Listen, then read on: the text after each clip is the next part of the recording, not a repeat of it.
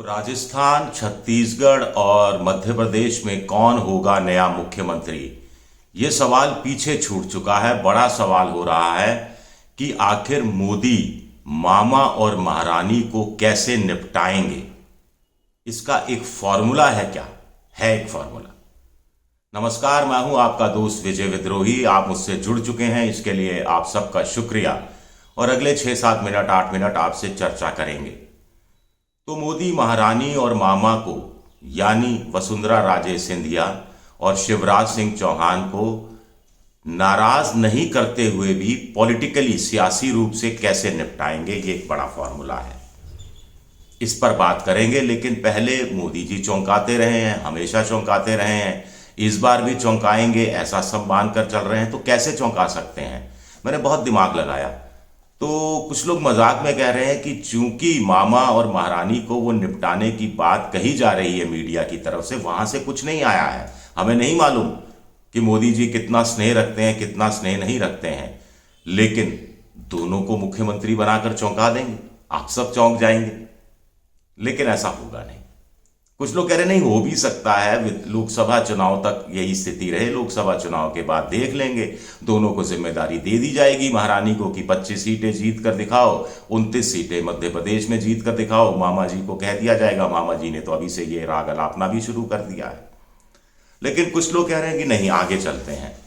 कुछ लोग कह रहे हैं कि आप समझिए, 2024 का एजेंडा मोदी जी ने सामने रख दिया है। विधानसभा चुनाव में हैट्रिक के बाद उनका यह कहना है कि 4 जातियां हैं। एक जाति गरीब की है, एक जाति महिला की है, एक जाति युवा की है और एक जाति किसान की है। तो स्वाभाविक है कि 3 जो नए मुख्यमंत्री होंगे, इन 4 जातियों को साधने के लिए बनाए जाएंगे। इसके साथ दूसरी बात है कि वसुंधरा राजे और शिवराज सिंह चौहान को ना तो नजरअंदाज किया जाएगा, ना ही नाराज होने का मौका दिया जाएगा, लेकिन इस नए जातियों के फॉर्मूले में उलझा दिया जाएगा। अब आप कहेंगे कि गरीब कौन मुख्यमंत्री बन सकता है? कोई मुख्यमंत्री गरीब है क्या? कोई नेता गरीब है क्या? बिल्कुल आप सही कह रहे हैं। कोई नेता एक दूसरे नेता की तुलना में ज्यादा अमीर या कम अमीर हो सकता है, लेकिन कोई नेता दूसरे नेता की तुलना में ज्यादा गरीब या कम गरीब नहीं हो सकता। तो अब बचे 3 जातियां और 3 राज्य।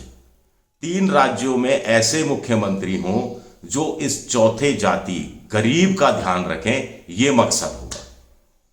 समझ गया? तो क्या फॉर्मूला निकल सकता है, बात करते हैं।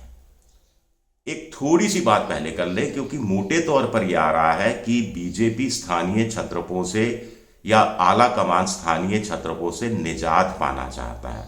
उन्हें लगता है कि जो स्थानीय छत्रप हैं बहुत बड़े होते हैं, लेकिन 5 साल बाद सरकार बचा नहीं पाते। जैसे वसुंधरा राजे 2 बार मुख्यमंत्री रही, लेकिन 2 बार चुनाव, 3 बार चुनाव भी हारी हैं। ये भी आप सबके सामने है। ऐसा मुख्यमंत्री चाहिए जो आला कमान के निर्देश पर चले। ऐसा मुख्यमंत्री चाहिए जो चमक दमक में यकीन ना करता रहे। ऐसा मुख्यमंत्री चाहिए जो लो प्रोफाइल हो। ऐसा मुख्यमंत्री चाहिए जो पोस्टर और टीवी और प्रचार प्रसार सब मोदी जी के लिए छोड़ दे और खुद सर झुकाकर काम करता रहे। तो ये क्राइटेरिया है। अब इस क्राइटेरिया में कौन फिट बैठता है, कौन फिट नहीं बैठता है, ज्यादातर जो बड़े स्थानीय छत्रप हैं उनको छोड़ दिया जाए तो फिट बैठते ही हैं। कुछ लोग कह रहे हैं कि वसुंधरा को मुख्यमंत्री इसलिए भी नहीं बनाया जाएगा क्योंकि वो पहले भी एक तरह से अपनी पॉलिटिकल अकड़ दिखाती रही, और अभी भी कुछ लोग भड़काने में लगे हैं आला कमान को कि साहब 8 में से जो 7 रेबल जीत कर आए हैं, बागी वो सब वसुंधरा के कहने पर खड़े हुए थे, वसुंधरा के समर्थक हैं। ये नहीं होते तो 115 की जगह हम 122 होते। वसुंधरा ने 8-10 सीटें और हरवा दी। कहने वाले बहुत सी बातें करते हैं। आला कमान उस पर यकीन करता है या नहीं, मुझे नहीं पता। नहीं, अगर वो सीटें नहीं बिगड़ती तो 135 होते, कुछ लोग कह रहे हैं 140 होते। शिवराज सिंह चौहान को भी जब टिकट नहीं दिया जा रहा था तो आंखें तरेरी थी। मामा बहुत याद आएगा, मामा को याद करोगे कि नहीं रखो, मामा ने काम अच्छा किया नहीं किया, मामा को चुनाव लड़ना चाहिए, मोदी को चुनाव लड़ना चाहिए। वो तो मोदी तक को चुनौती दी डाली थी, तो मोदी जी कैसे सहन कर लेंगे। तो स्वाभाविक है नाराज भी नहीं कर सकते क्योंकि पकड़ है इनकी। लोकसभा चुनाव है, सभी सीटें वहां की जीतनी है, कोई सीट लूज करना अफोर्ड नहीं कर सकते। तो वापस आते हैं मुद्दे पर। महिला एक जाति है, युवा दूसरी जाति है, किसान तीसरी जाति है।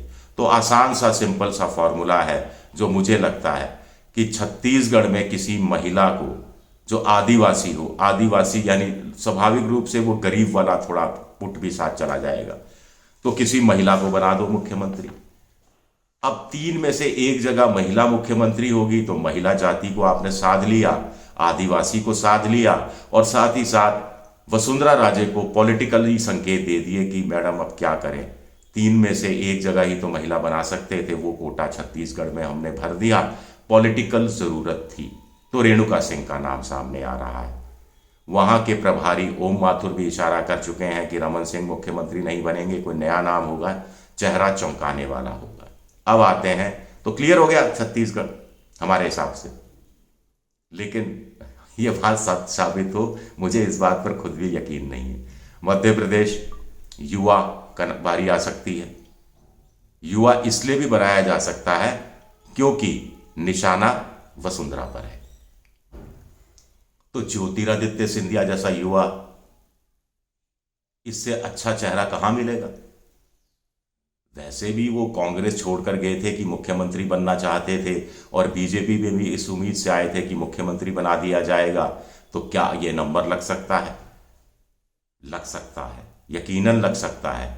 शिवराज सिंह कुछ कह भी नहीं पाएंगे, कहेंगे कि साहब आप भी तो अभी 64 साल के हैं, 18 साल पहले आप भी युवा थे, तब मौका दिया था, तो ऐसे में अब भी जरूरी है कि आपकी जगह किसी नए युवा को, परंपरा को ही तो हम आगे निभा रहे हैं, बढ़ा रहे हैं, मौका दिया जाए ज्योतिरादित्य सिंधिया को।